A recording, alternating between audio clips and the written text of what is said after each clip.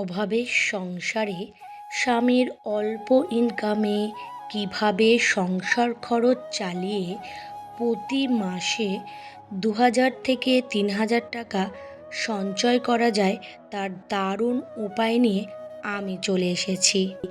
নমস্কার বন্ধুরা, রিমি লাইফস্টাইল চ্যানেলে আমি রিমি প্রতিদিনের মতন আজ আবারও চলে এসেছি নতুন একটা সঞ্চয়ের ভিডিও নিয়ে তোমাদের কাছে।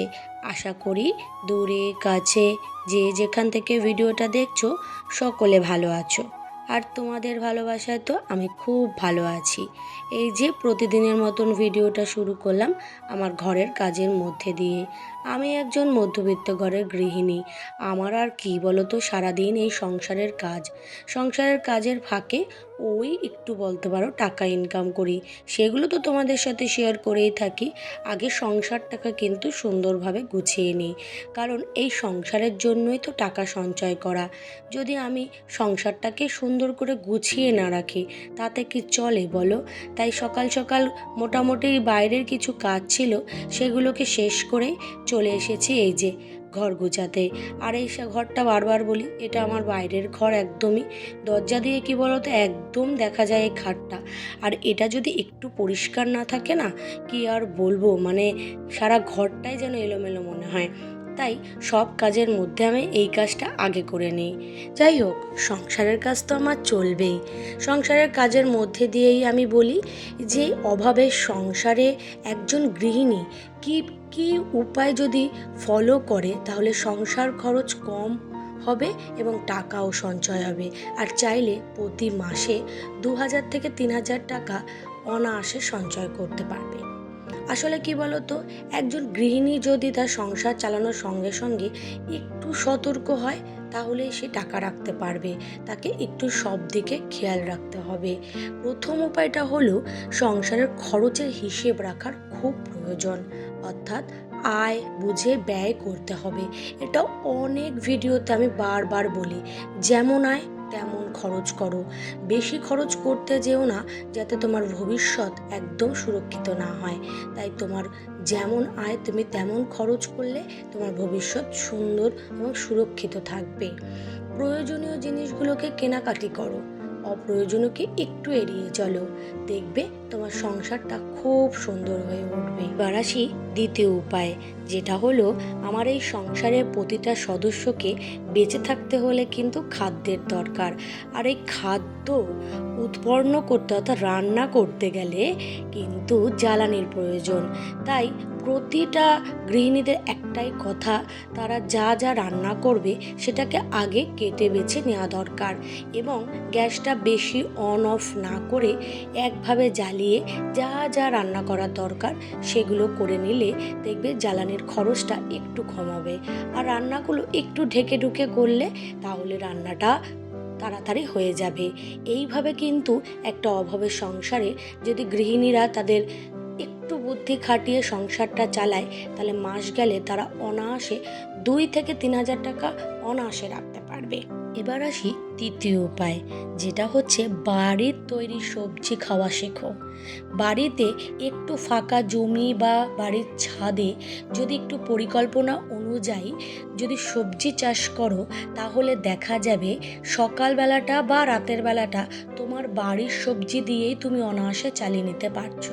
হ্যাঁ, দুপুরবেলাটা সবসময় হয়ে ওঠে না, কারণ দুপুরবেলাটা অনেক সময় একটু মাছ থাকে, একটু মাংস থাকে বা অন্য ধরনের ডিম সোয়াবিন, এগুলো কিন্তু দুপুরবেলাটা বেশি পরিমাণে হেভি খাবারটা বলতে পারো হয়।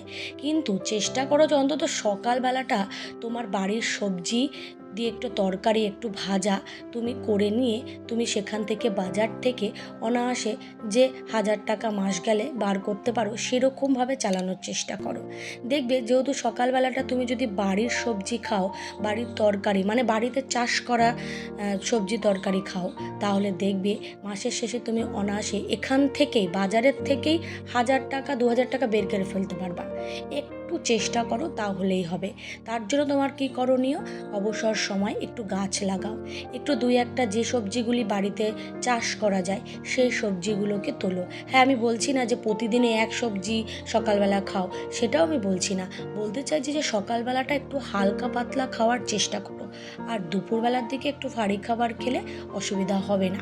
আর চেষ্টা করবে যে প্রতিদিন মাংস খাওয়া নয়, একটু আধটু একদিন পর একদিন মাংস আনলে, মাঝে মধ্যে একটু মাছ আনলে, মাছটা কিন্তু স্বাস্থ্যকর। তার সঙ্গে চেষ্টা করলে যে না, প্রতিদিন মাছ মাংস না খেয়ে একটু সপ্তাহে বেশি দিন যদি তুমি সবজি খাও, তাহলে তুমি সুস্থ থাকবে এবং তার সঙ্গে তোমার পকেটে টাকাও সঞ্চয় হবে। এগুলো কি বলো তো, আমি বলতে চাই বাস্তবের মাধ্যমে।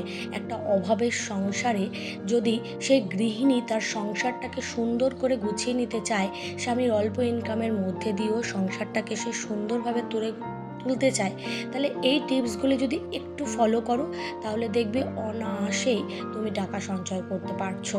তুমিও এই সঞ্চয় করতে করতে দেখবে কখন তুমি অনেকটা পরিমাণে টাকা সঞ্চয় করে ফেলেছো, তুমি একেবারে টেরই পাবে না।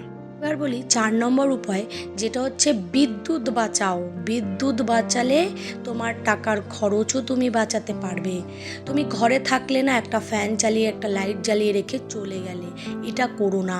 ঘরে এমনভাবে জানলা রাখো যে বাইরের আলো যেন সারা ঘরে ছড়িয়ে পড়তে পারে। তোমার অন্তত দিনের বেলায় যেন লাইটটা জ্বালাতে না হয়। পাখা হয়তো চালাতে হতেই পারে, কিন্তু তোমার ঘরে যদি সেরকম পরিকল্পিতভাবে জানলা থাকে, তাহলে বাইরের হাওয়াতেও তোমার দেবে মনটাকে একবারে ভরিয়ে তুলবে। যেখানে সেখানে যাওয়ার আগে একটু দেখে যাও যে তোমার বিদ্যুৎ এর লাইট পাখা এগুলো বন্ধ করা আছে কিনা। কারণ তুমি তো ঘরে থাকছো না, তাহলে এগুলো বেকার জ্বালিয়ে রেখে টাকা বাড়িয়ে লাভ কি না? এই যে কারেন্টের বিলগুলো তুমি পোড়াচ্ছ, এগুলোর জন্য তো তোমাকে টাকা দিতে হবে। তাহলে তুমি যদি একটু হিসেব করে বিদ্যুতের সংরক্ষণ করতে শেখো, তাহলে দেখবে তোমার সংসারে অভাব থাকবে না, টাকার সঞ্চয় অবশ্যই হবে। একটু একটু করে যদি হিসেব করো না, এই যে প্রতিটি যে বিষয় আমি বললাম বা উপায় বললাম, এখান থেকে যদি তুমি একটু একটু করে হিসেব করো, তাহলে প্রতিটি উপায় থেকে অন্তত তুমি 500 টাকা করেও বাঁচালেও কিন্তু এখানে প্রায় 4টে উপায়ে 2000 টাকা বেঁচে গেল। আর তুমি যদি আরেকটু বেশি সচেতন হও, তাহলে দেখবে তুমি 3000 টাকাও সঞ্চয় করে ফেলছো। এইভাবে প্রতি মাসে যদি তুমি 2000 থেকে 3000 টাকা অনায়াসে সঞ্চয় করতে পারো, তাহলে বছরের শেষে কত অঙ্কের টাকা দাঁড়ায় তুমি একটু ক্যালকুলেশন করে কমেন্টে আমাকে জানিয়ে যেও। আর আমি যে উপায়গুলো বলছি, সেই উপায়গুলোর মধ্যে যদি একটু ভুল থাকে, তোমরা সেটাও কিন্তু আমাকে ধরিয়ে দিতে পারো। আর যদি উপায়গুলোকে কাজে লাগিয়ে তোমার কোনো উপকার হয়, তাহলে সেটাও কিন্তু কমেন্টে জানিয়ে যেতে পারো। কারণ বহু দিদিভাই আমার ভিডিও দেখে এবং তার সঙ্গে সুন্দর সুন্দর কমেন্ট করে এবং অনেক ক্ষেত্রে অনেকে প্রশ্নও করে।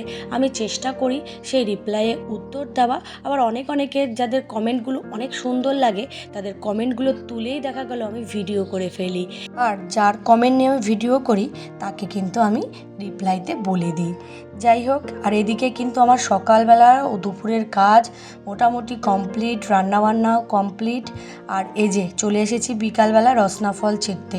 এই ফলটা আমার যে খেতে কী ভালো লাগে, বিশেষ করে একটু মাখলে আর নুন আর লঙ্কা দিয়ে যদি একটু চিনি দিতে হয়, যদি দেওয়া হয় না, তাহলে বেশ ভালো লাগে।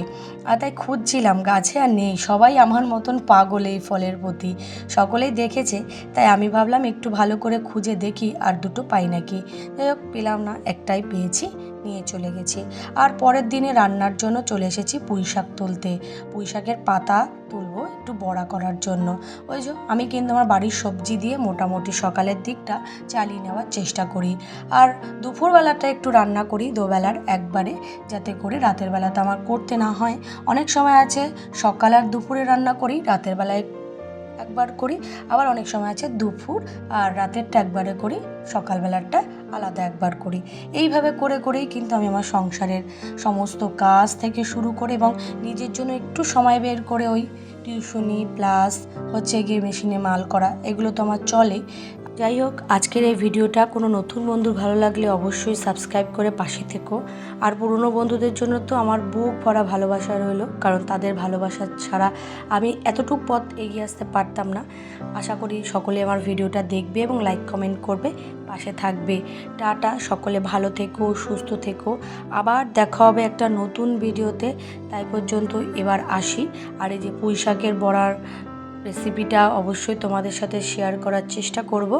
আজকের মতন টাটা, আর বেশি বড় করব না ভিডিওটা। সকলে ভালো থেকো, সাবধানে থেকো, সুস্থ থেকো।